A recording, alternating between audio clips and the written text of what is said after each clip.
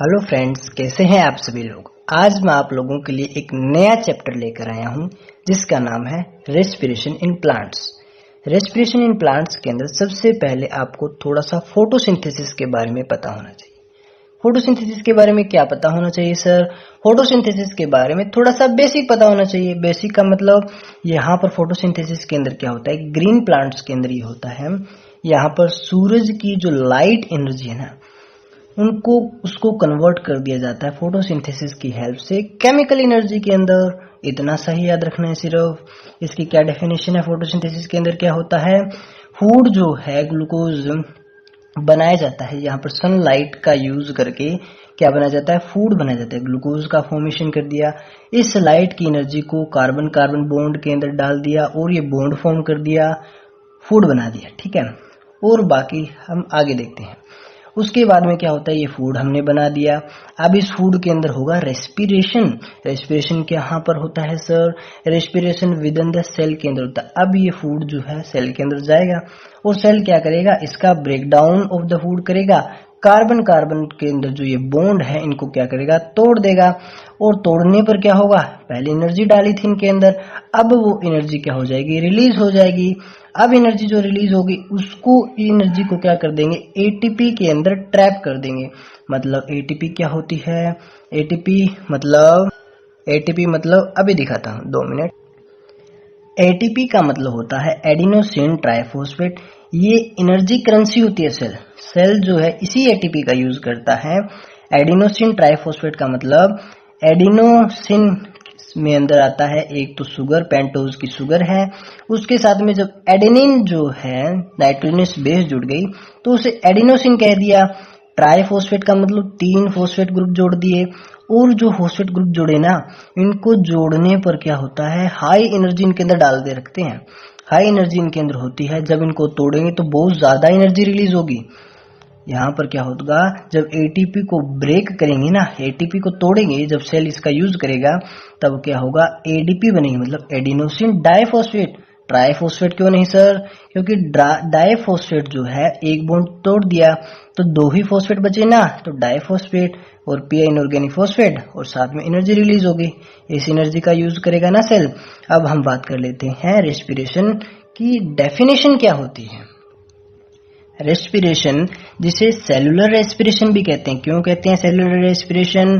क्योंकि ये सेल्स के अंदर होता है, इसीलिए इसे सेलुलर रेस्पिरेशन कह दिया। इजी सा है, तो मैंने आपको ऊपर बताया था, उसकी डेफिनेशन को ही हमने यहाँ पर लिख दिया है। ब्रेकडाउन, या फिर केमिस्ट्री के अंदर आपने पढ़ा होगा ऑक्सीडेशन करते हैं। ब्रेकडाउन करेंगे या ऑक्सीडेशन कर देंगे फूड का।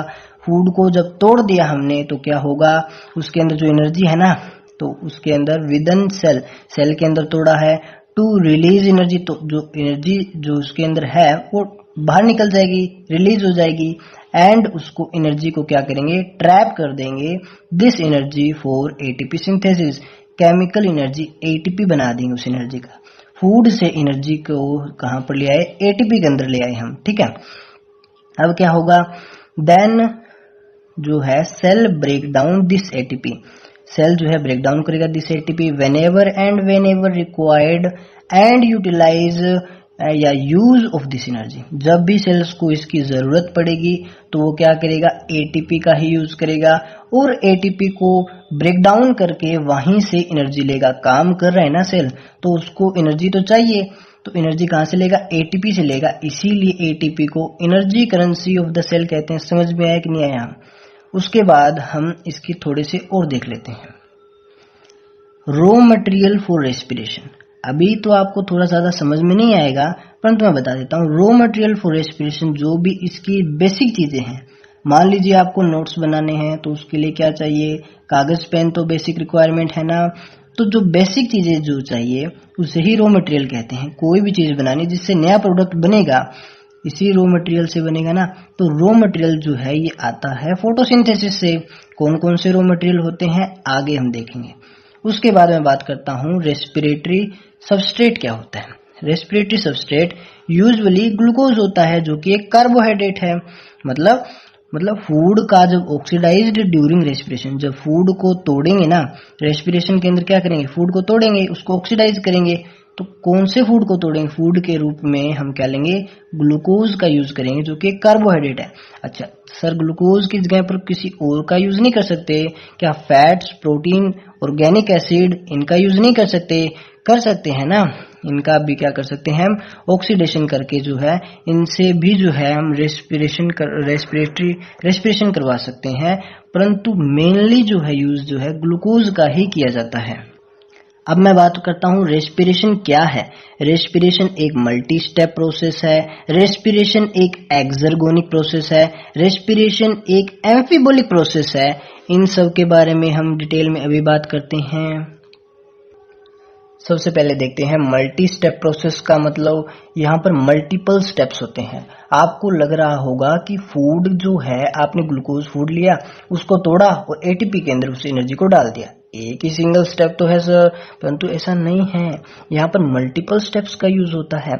मैं आपको बताऊंगा ग्लाइकोलाइसिस, जो कि फर्स्ट और मैंडेटरी स्टेप है, जो सभी लिविंग ऑर्गेनिजम्स के अंदर होती है, वहां पर टोटल 10 स्टेप्स होते हैं।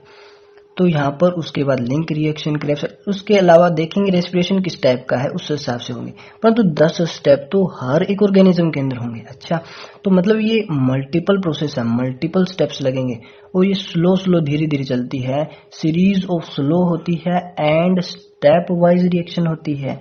और यहाँ पर कैटालिसिस का भी यूज किया जाता है, कैटालाइज्ड बाय एंजाइम्स। अब उसके बाद बात करते हैं एक्सर्गोनिक प्रोसेस। तो आप फूड को तोड़ रहे हो, वहां से एनर्जी रिलीज होगी ना, और उस एनर्जी को ट्रैप करके आप एटीपी के अंदर ला रहे हो, तो मतलब एनर्जी का रिलीज कर रहे हो ना, तो एक्सर्गोनिक प्रोसेस है। एंड्रोगोनिक का मतलब अंदर ला रहे हो, उस एनर्जी को अंदर ला रहे हो, तो एंड्रोगोनिक। एक्सर्गोनिक के अंदर क्या होता है? रिलीज कर रहे हो हम एनर्जी, यहाँ पर क्या होगी? रिलीज होगी। फूड को तोड़ोगे, फूड के कार्बन कार्बन बॉन्ड तोड़ोगे तो एनर्जी रिलीज ही तो होगी, और क्या होगा? थर्ड जो होता है एम्फीबोलिक प्रोसेस है। एम्फीबोलिक प्रोसेस का मतलब यहाँ पर कैटाबोलिज्म भी होता है और एनाबोलिज्म भी होता है। कैटाबोलिक प्रोसेस और एनाबोलिक प्रोसेस है। कैटाबोलिक तो हमें समझ में आ गया सर कि आप फूड का ब्रेकडाउन कर रहे हो तो कैटाबोलिक तो होगी, पर तो एनाबोलिज्म कैसे हो गया? एनाबोलिज्म मैं बता रहा हूँ कि जब ये स्टेप वाइज जो रिएक्शंस होती है ना, स्टेप वाइज जो रिएक्शन होती है, उनके अंदर कुछ बाय प्रोडक्ट बनते हैं, कार्बन के स्केलेटन बनते हैं, कार्बन के टुकड़े बनते हैं, ऐसे समझ लो। वो जो है कहीं और जाकर जो है किसी के साथ रिएक्शन करेंगे और वहां पर कुछ और नया प्रोडक्ट बना देंगे, क्योंकि इसके अंदर तो वो काम नहीं आएंगे, कहीं और काम आ जाएंगे। तो कार्बन के skeleton produced during the respiration are used as a precursor for biosynthesis of other compound.